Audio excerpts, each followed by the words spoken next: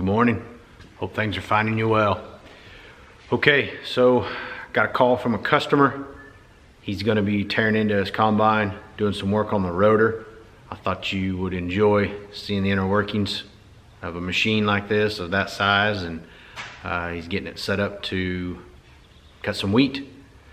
So I got to go to his place and get some footage.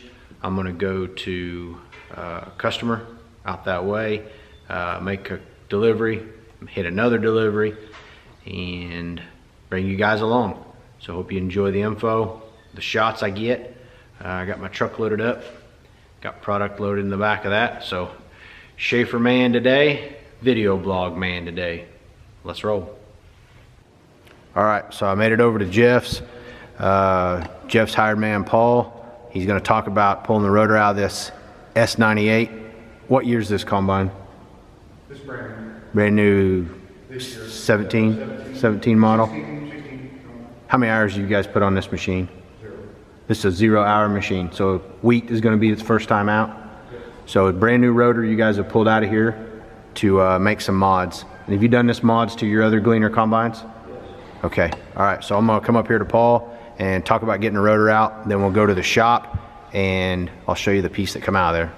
Okay, so the first thing we had to do was before you pull this panel down, you had to come up underneath here and get the ram shocks out of the way so that way it doesn't put stress on the panel. Because whenever you try to go back with the panel, it'll screw up your bolts up top. But once you get those rams out, you just fold it down, unbolt your 3 bolts at the top, fold the panel down, and then, well, before all that, you're supposed to take the tension off the belt, and then take your stop sign off and all the other pieces. We'll show you those parts later.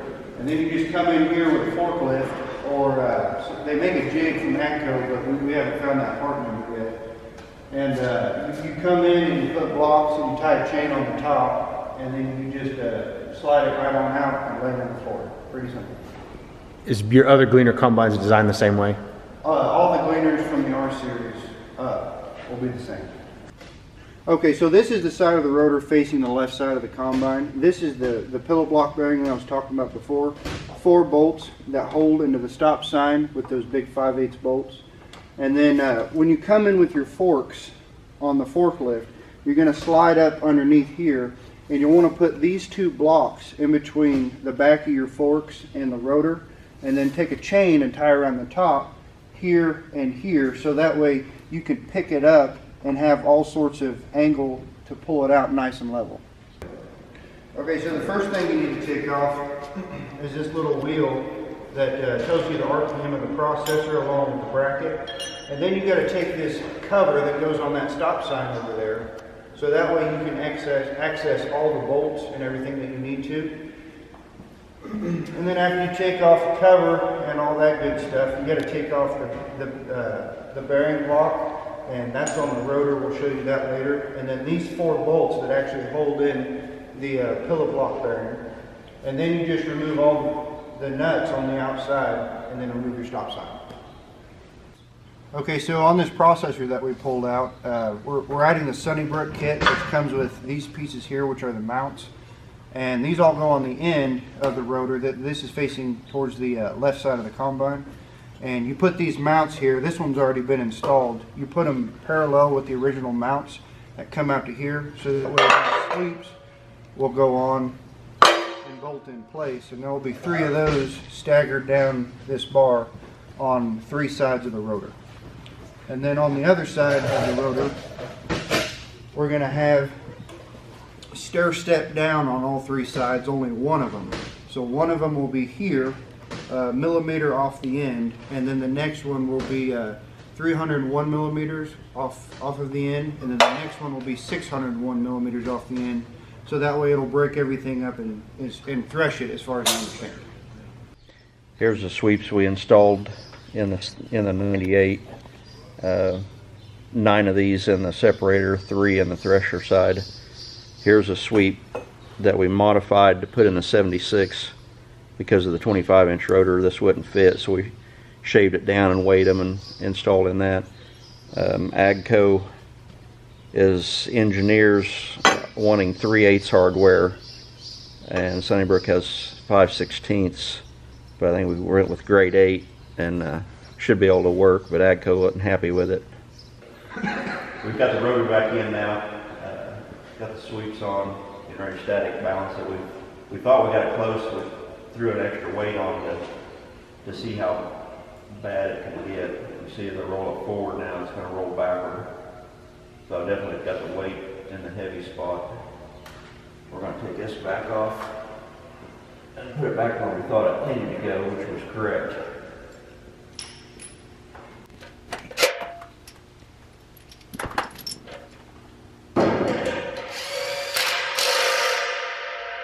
Now we can start buttoning it back up.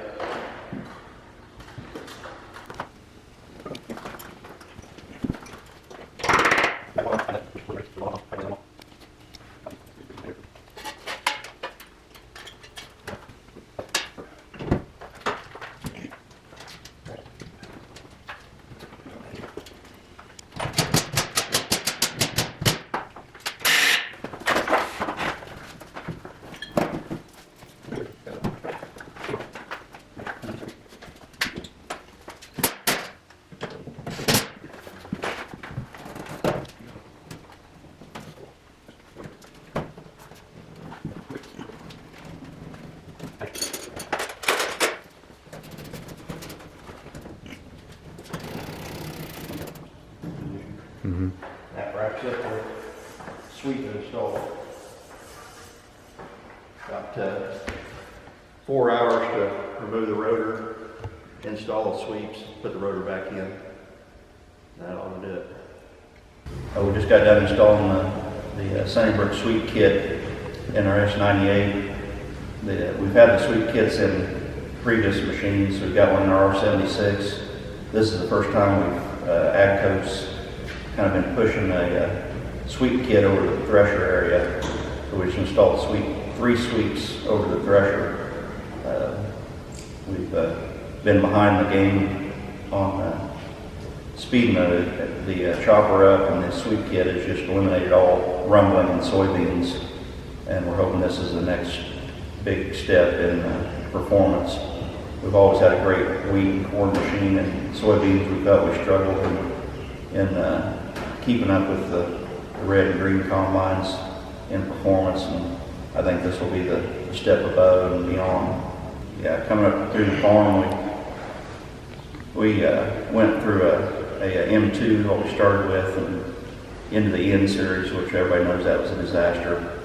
And we moved into the R series, which was reliable machines, just not a lot of capacity, and moved up in the 7 series and finally the S, and we had a lot of learning curves with the S77. As far as the chopper speed was our huge struggle there. We had so much more capacity, but the chopper couldn't handle it, and speeding that up was the next big step. I think we've got the capacity we need now in this S series and reliability. But if you have anything else you'd like us to talk about, our experiences in the last 5 years with the S series, be eager to talk to anyone, share information. That's life on the Clark farm.